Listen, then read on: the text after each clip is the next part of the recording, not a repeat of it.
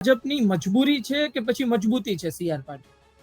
ભયંકર મજબૂરી છે, મજબૂતી નહીં, મજબૂરી છે.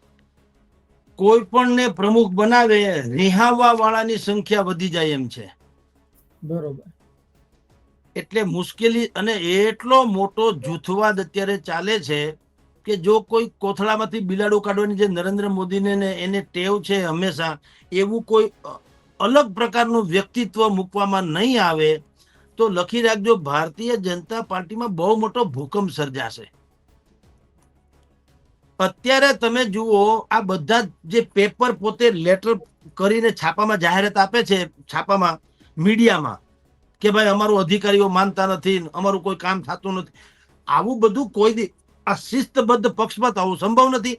તમારે કમલમમાં એટલે કે પાર્ટીના ફોરમ ઉપર રજૂઆત કરવી જોઈએ, એને બદલે સીધું પેલા સોશિયલ મીડિયા યા તો તમારા મારા જો મીડિયાને ટૂંકમાં પેલા આપે પછી ત્યાં રજૂઆત થાય. શું કામ?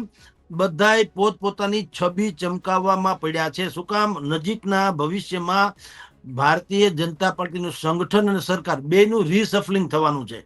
એ રીસફલિંગ થવાનું છે એટલે બધા દાવો કરે છે કે અમારું પણ ધ્યાન રાખજો. એમાં હાર્દિક પટેલ થી માંડીને બધા આવી જાય. તમને 2.5 વર્ષ સુધી કાંઈ દેખાય નહીં, 2.5 વર્ષ પછી તમને એમ લાગે કે વિરમગામમાં મુશ્કેલી છે, ખાડા બાડા, રોડ બોર્ડ ખરાબ થઈ ગયા છે, કેટલી ગ્રાન્ટ આવી એનો કઈ નક્કી નથી, મુખ્યમંત્રી પોતે 7 મહિના પહેલા જે ભૂમિપૂજન કરી ગયા એમાં ઈંટ મુકાણી નથી. આ બધું કાલને કાલ નથી થયું, એ તો છે જ, પણ હવે બિલકુલ આ ફળ પાકવામાં છે. અઠવાડિયા 10 દીમાં કે નજીકના ભવિષ્યમાં કોઈ પણ ભોગે પ્રમુખની વરણી અને પ્રધાનમંડળનું રીસફલિંગ કરે છૂટકો છે, સમજી લ્યો. એટલે મુશ્કેલી એમાં પણ આ જ પ્રકારની છે. જી ધાર્મિકજી. આનંદીબેન પટેલનું એક નિવેદન વાયરલ થઈ રહ્યું છે 4 ઓગસ્ટનું અયોધ્યાનું. તેમાં તેમણે કહ્યું કે એક ટેબલથી બીજા ટેબલ, બીજાથી ત્રીજા ટેબલ ફાઇલ ફરે રાખે. આના કરતા સરળ તો અયોધ્યામાં દર્શન કરાવવું છે. એટલે કે દર્શન કરાવવું આટલું સરળ છે તો કામ કેમ નથી થતા લોકોના? અને એમણે પાછું છેલ્લે અતિ મહત્વની બાબત કીધી. ચાલો આટલું બોલ્યા હોત આપણને એમ થાય કે ચાલો ઠીક છે, અધિકારીઓ વચ્ચે હતા. એમણે છેલ્લે એવું કહ્યું કે આ આપણી સરકાર છે, ને વધુમાં ઉમેર્યું કે આવી સરકાર બધે છે, આવું બધા રાજ્યમાં ચાલે છે. જુઓ ધાર્મિકજી, આપણે બધા એવું છે, આ બધાને ફ્લેટે ફ્લેટ બધાએ લીધું કે આનંદીબેન આવું બોલ્યા. કોઈએ એવી ટીકા ન કરી. ભાઈ તમે તો રાજ્યપાલ છો ને પટાવાળા છો, તમારું કોઈ માનતું નથી એવું છે? રાજ્યપાલ છે, રાજ્યપાલ તો મુખ્યમંત્રીથી ઉપર હોય ને. પાડો ફતવો બાયણે યોગી આદિત્યનાથે કહી દો કે ટાઈમિંગ કે 7/12 નો દાખલો 2 દિવસમાં થવો જોઈએ, રેશનિંગ કાર્ડ 1 દિવસમાં થવું જોઈએ, આયુષ્યમાન કાર્ડ 2 દિવસમાં થવું જોઈએ, નહીં થાય તો ઠામ માન નાખી હું કાઢી મૂકી તમારી સરકારમાંથી. કાન જ કહેતા. એટલે આ રોદણા રોવાનો મતલબ હું? આ તો આવું બોલી અને ઉપલી અધિકારીઓ જે હાઈકમાન્ડ છે એને એમ કે છે કે મારી નારાજગી છે, એને કાઢી કરો. ને ગુજરાત આવી શકે? ગુજરાતમાં હળી કરે જ છે, આવવાની ક્યાં કરો? ગુજરાતમાં મોટે પાયે ધમધમાટ ચાલે છે એનો. એના ગ્રુપના લોકોને સંગઠનથી માંડીને સરકારમાં સામેલ કરવા માટે તેને ઊંધે કાંધ પીડ્યા છે. હંધાય સામે અમિત શાહનો મોરચો છે, અહીંયા આનંદીબેનનો છે. એટલે તો કીધું આવી સ્થિતિ આખા દેશમાં છે. એટલે ભાઈ દેશ છોડો, તમે ઉત્તર પ્રદેશના રાજ્યપાલ છો, તમે કઈ કમ તો છો નહીં.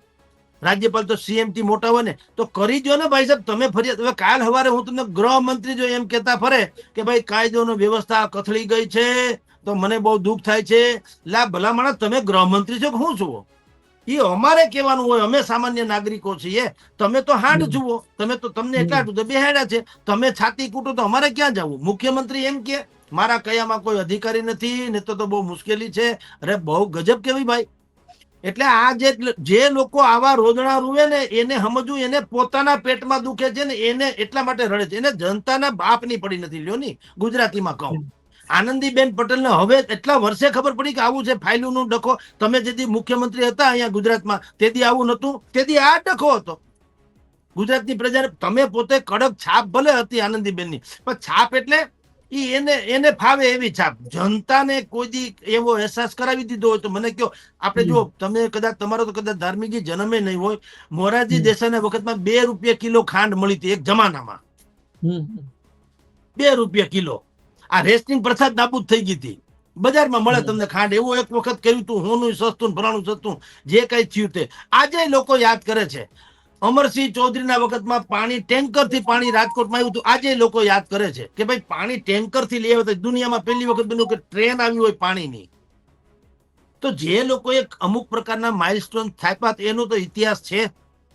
તો આનંદીબેનને કે તમે આ છાજિયા કૂટો છો તો ઈ કોને ખબર નથી. એને કીધું ત્યારે તમને ધાર્મિકભાઈ, તમને કે મને ત્યારે ખબર પડી કે આપણે ટેબલે ફરવું પડે. આપણે ફરીએ જ છીએ. અમે એટલે આખી ગુજરાતની કે દેશની જનતા બિચારી મત આપ્યા પછી લાચારી સિવાય એને કઈ મળતું તો છે નહીં. ટેબલે જાય છે. તો તમે સ્વયં તમે શું કામ ઓલું વ્યવસ્થા નથી કરતા? તમે આવું કયો એનો મતલબ હું?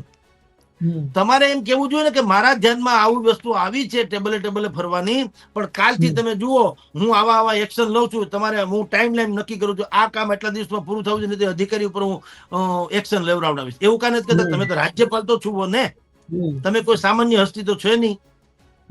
એટલે આ બધી બાબતો જે છાજ્યા કૂટે છે એ પોતાની નારાજગી હાઈ લેવલને બતાવવા માટે છે, જનતા માટે નથી. ટૂંકમાં બેનને કોઈ હિસાબે સમજાવવા પડે એમ છે, એના જેવી વાતો છે. એટલે આવા જેટલા લોકો રાજનેતાઓ જ્યારે પ્રજાના નામે, કહું છું પ્રજાના નામે જયારે પત્ર વ્યવહાર કરે ને મીડિયામાં આપે, એ સમજી લેવું મને ને તમને એ ઢાલ બનાવે છે. આપણા પગ ખભા ઉપર પગ મૂકીને બંદૂક ફોડે છે, કા પગ મૂકીને ઉપર ચડે છે. આપણા હિતની કોઈ વાત એનામાં હોતી નથી.